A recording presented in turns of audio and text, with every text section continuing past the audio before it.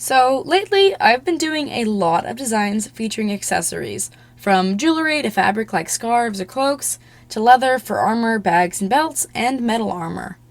I've really been enjoying branching out and trying some different design elements, and I think it adds a lot to the designs that I work on. Today, I want to talk about how I draw my dragon accessories, from the planning stage to the line art to the coloring. We'll start off with how to plan your accessories and how to find inspiration for them. Then I'll explain the drawing process, and finally I'll go over some of my favorite accessories to add, from scarves and cloaks, to bags, belts, and gloves, to weapons, to all types of jewelry. So to start off, my thought process on accessories covers two areas. 1. How is it meant to function? And 2. How does it look?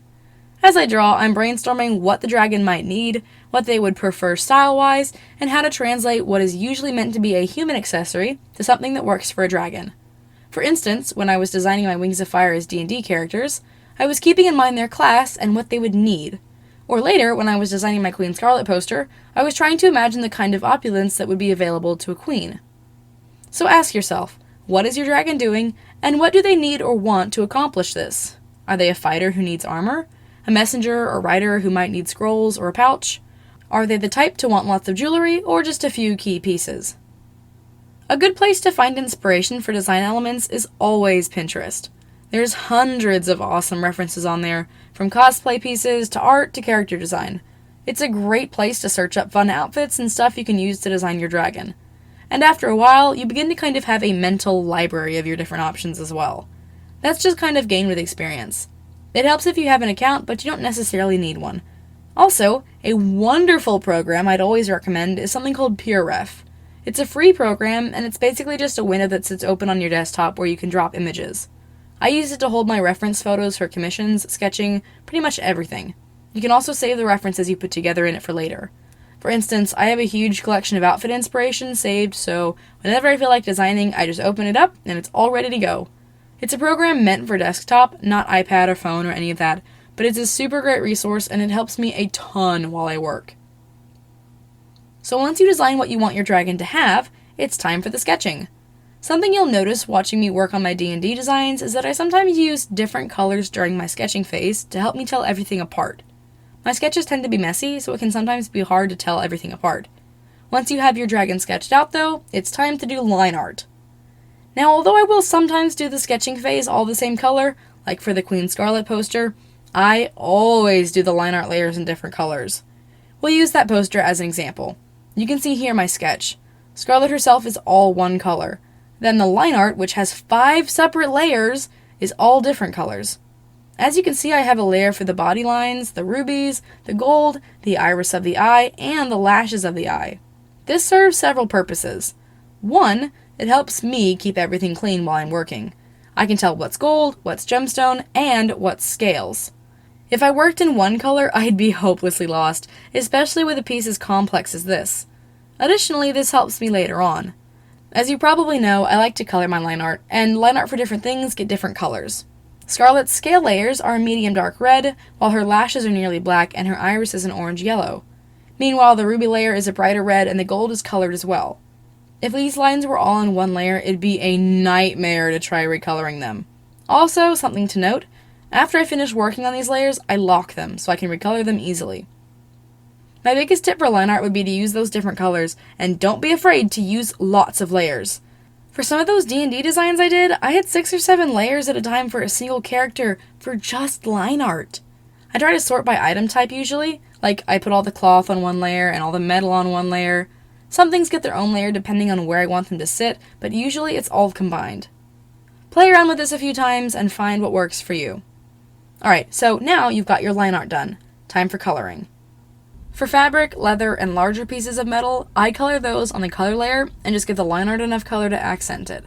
I'll go over how I like to design those specific elements in a bit.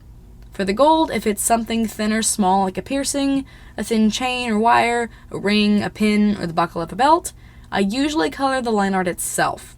For something this small, having a separate line art and color layer just gets bulky. Better to keep it simple. And that's pretty much it for the process. Now we'll go over the different accessories that I like to use. First up is fabric. This is usually scarves, cloaks, hoods, or sometimes these trailing accessories like the silk wraps I did on Moon. Now obviously, a pretty important element of fabric are those difficult fabric folds. There's lots of awesome tutorials out there for fabric specifically, so I won't go into too much detail, but I'll share some pointers. Like shading, the key is to keep in mind where your fabric is originating from. Where does it hang? The lines will go there. I don't generally add a ton of folds, just enough to keep things believable. This is another thing that gets easier with repetition, of course, but take a look at this fabric here. For one, the silhouette of the edges isn't straight. It bunches and curves, showing that the fabric is folded up on itself in places. And the lines show where the folding is happening. I also like to use these kinds of triangle-shaped lines on occasion to show the depth of the fabric's movement. It makes it 3D instead of 2D. Now for fabric, I usually like to add fun patterns to kind of break up the monotone coloring. I got lots of practice with that during my Follow Your Character Here drawings, since each scarf was different. I like to do little symmetric patterns like this, gradients, and all kinds of things. But then I simply color my line art to match the fabric coloring. Next up we have leather. I usually do leather in shades of brown, but you can do white or black too.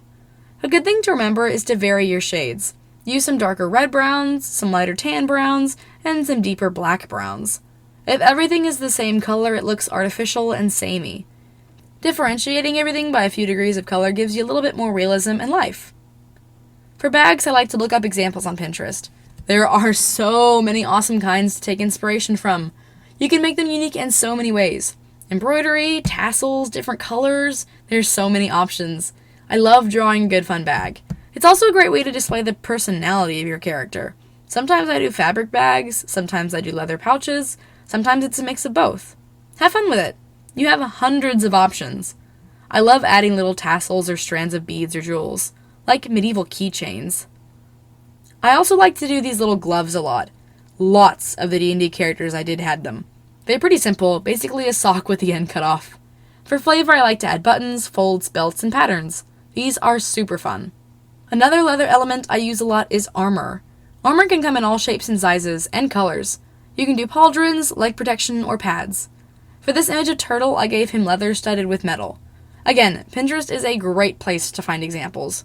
I will say I tend to do metal armor more often than leather.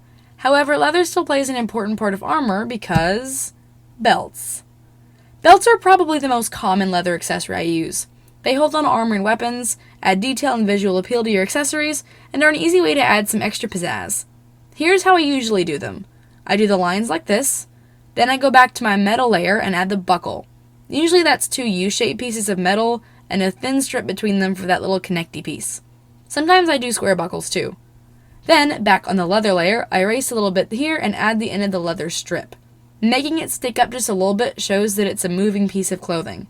Then, a hole or two to tie it all together. There's fun design things you can do for belts too, nicks or scratches on them, metal to tip the end of the leather, extra designs. Usually for the little belts I keep it simple so it doesn't become too heavy a design. If you go too crazy, you risk distracting from the cohesion of the image. But for larger, more central belts, like a weapon belt or the strap of a bag, have some fun. Now for metal, I usually just color the line art. For instance, take a look at my Scarlet poster again. Although some things actually get a color layer like the crown, the thick necklace, the thick tail ring, and some of the larger piercings, most of them are just colored line art. This keeps your piece elegant instead of bulky. Generally, I use 3 colors. I color the gold or silver or whatever with the base. Then I add the darker half. You can do it like shading, or you can do it in a couple lines like this. I mostly do this with necklaces. Then you add a lighter color. For my color palettes, I usually use something like this. A mid kind of yellow-orange, a darker orange-red, and a lighter yellow-white color. Then for any gold that got its own color layer, you can color the lines a darker orange or orange-red, depending on what the situation requires. I like to do thin necklaces, thick ones, charms, piercings, all kinds of things. Something to note, when I do charms or anything hanging, you'll notice I don't actually always connect the pieces. I used to, but I didn't like the look of it. So now I just do this. A couple unconnected but close pieces. When you zoom out, it looks much better. Of course, you can do what you want, but I definitely prefer this. And here are some examples of the different jewelry I like to do. But of course, jewelry and bling aren't the only way to incorporate metal into your design. Don't forget about weapons and armor. I really like the armor I did here for winter. I colored it silver but made the lines themselves a purple-blue tint.